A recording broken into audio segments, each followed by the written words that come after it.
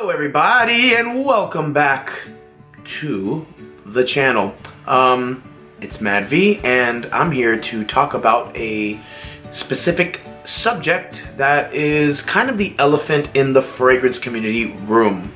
The particular person or YouTuber that I will be discussing is Jeremy. Big shock. There is no other way to go about it other than just dive right in about his fragrance. I particularly, honestly, do not have anything against Jeremy as a person. I don't know him, and I've stated that before, but I am finding so many weird things on his channel that honestly are depicting another person that I perceived, or maybe that many others have perceived. He comes across very confident and this guy who's on top of the world for his own world. We're talking about the fragrance world, but in relationship to actual YouTube, it's not a big channel. It's not like PewDiePie, who has 80 million subscribers, or Shane Dawson, or any of these other channels that are super big. It's 600 and maybe 50,000, which is good. Great, kudos. You can create a good revenue with a channel like that.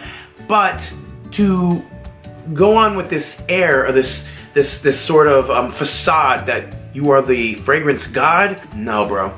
Sorry, that's not how it works. There is no emperor in the fragrance community or any community. Even in the makeup and beauty industry, there's no one person who's like, oh my god, you're the end-all be-all. No, it's a collaboratory effort of different people and elements within that community that rises above. Daver from Fragrance Bros said it the best. Okay, if you want, I'll link his video down below. He had some very sage and wise words, which I don't perceive as hate. And this hate thing is blown out of proportion. Like, you can't even say cheap anymore because people say you should say affordable. Now going back to Jeremy's channel, who lost 100,000 subscribers like that. 100,000 gone. I mean, that's huge. And I only can suspect that this is from his fragrance, or the release of his fragrance, or maybe the things that he said in the last few videos about, or not anything that he said about his fragrance. You know, I have to agree, honestly, with Daver. I thought when I first looked at the Kickstarter campaign, because I was definitely gonna consider buying it, just because I am an enthusiast and a lover of fragrance. So of course, I'm gonna wanna try anyone that I can get my hands on that's worth getting, or that's worth paying for. And I think he royally messed up on his Kickstarter campaign, my opinion. He had a $5 to $10 donation, and it's like, hey, thanks for your money. And that's it, like, you got nothing. Why didn't you at least give a freaking sample? Why couldn't the $5 or $10 pay for 1 or 2 milliliter sample that you could send to people? They're giving you money, they're giving it to you. Another thing I have to point out is lacking in how you communicate with people, all right?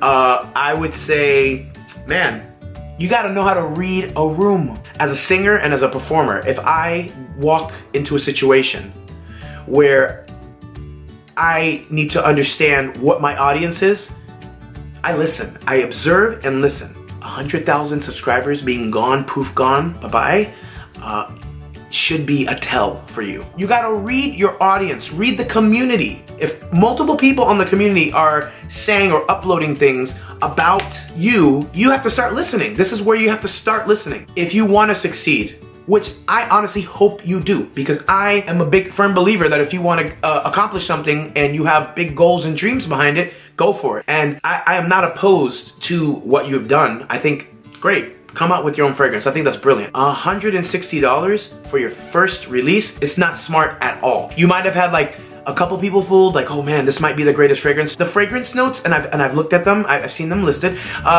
they're not a big deal, okay? And I'm sorry, you're not a store. Listen, let me clarify this really quick.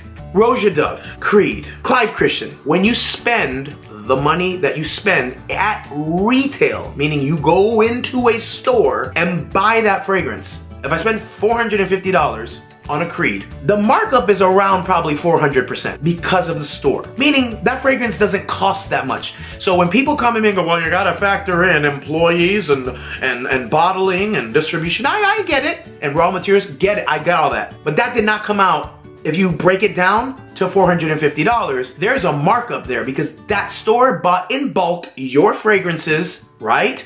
And they paid not a very low, but they paid a much lower amount per bottle than we're gonna pay. And that markup is for their rent. It's for what's the excuse when you don't have a physical store?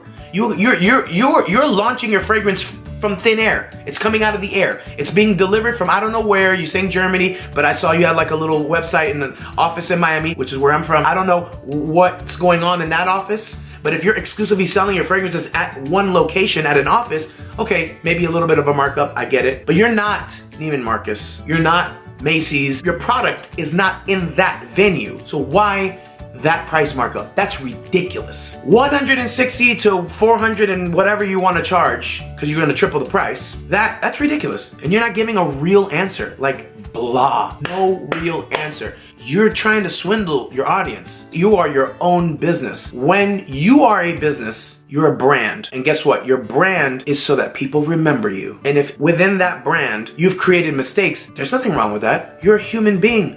You're allowed to make mistakes. But when you fail to address those mistakes and you fail to address your audience and say, you know what? That was too much money. And I'm sorry. Unless you have a viable, a very convincing argument to raise those prices. I can't think of any reason why you would be able to triple the price of your fragrance.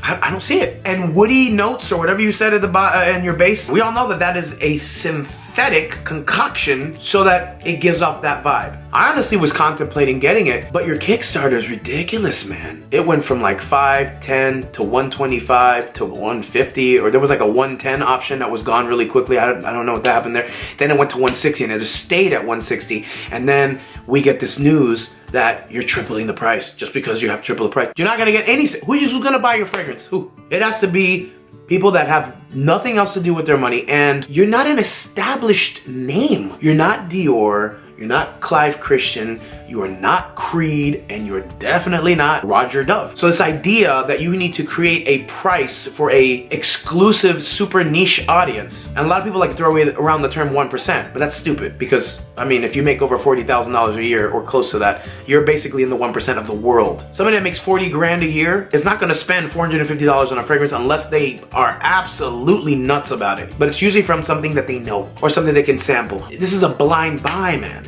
You can't expect just because you feel that your opinion on fragrances is the ultimate end-all be-all of opinions. It's just not that way. I have my opinion on fragrances. People might not or may not agree with. Same thing with Big Beard Beat, Cubano, Red Adolescence, Brooklyn Fragrance Lover, Fragrance Runner. Well, we can go on. Everybody has their own opinion as to what they like. The people that already bought like the $160 price of it, good for you guys. And if you enjoy it, even better. But after that, what's gonna happen? Are you gonna pay $450 for that fragrance?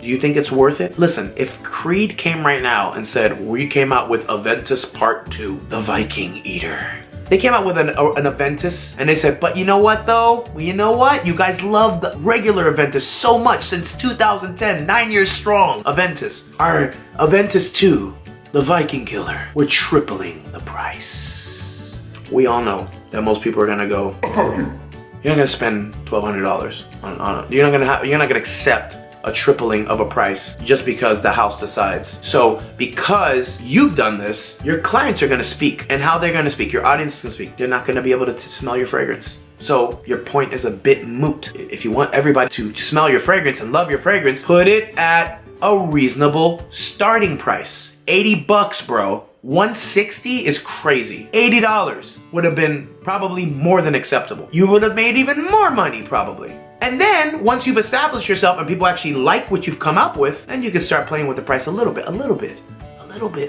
But for a fragrance that no one has even smelled, and you're gonna come over here and tell us that we have to pay 3 times the price for no reason? For no reason at all. I can't even think of a reason, honestly. You could be using the purest ambergris available. I don't care what the raw ingredient is, does not justify what you are doing. Sorry, it just doesn't. Even if they're expensive ingredients, it still doesn't justify it. You're not a store. Those are retail prices. I know there's smaller niche brands, and I will plug Rania J, who comes out with Bangers! Amazing fragrances. Her fragrances are $120, $125. There's some bangers out there, and they're niche, and they're not even charging those prices. And they're legit perfumers that are doing this. I'm not saying that Alberto Morillas is not a legit perfumer. He's obviously a legit perfumer. That has nothing to do with him. He was hired for a job, and he did it, and you selected whatever number 45 or whatever the hell it was. You said, hey, that's the one that I want. That's the one. Okay, cool, good. So it doesn't justify your price. Doesn't even justify 160, maybe 120. Okay, maybe, I'll give you that. Maybe you could have done that. But I say you could have done 80 or 85 or 90. Under 100, bro, would have been understandable. But 160 and then triple the price? I'm not gonna buy it. I was just thinking about buying it at 160. Sorry, man, you lost this customer, and you're probably gonna lose a shitload more. That's the last thing that I want for your channel, because you worked really hard on your channel. You put in a lot of time, you put in a lot of effort. You have uploaded so many videos. I watched them because I support my community, a community that I'm involved in now. So I just hope that this can be rectified or somehow clarified in some way. I mean, are you using Swarovski crystals to make your bottles? Do you have 18 karat gold trimmings around the bottle cap? Is it magnetic? Does it summon Satan if you need to? I don't know what your bottles have that makes it worth that price. I say it's not. And even the juice inside, if it's fantastic, it's not. Again, I wish the channel well. I wish you well. I really hope that you take it into consideration. Gotta learn how to read a room, bro. Read it. Read your community. Wherever there's smoke, there's fire, and it looks very sketch what you're doing. It does look like you are trying to swindle people and just make a quick buck and get the hell out of Dodge. That was my 2 cents. Hope you enjoyed this. If you didn't, sorry. If you did, peace. Enjoy the rest of your day. All right, man. Take care.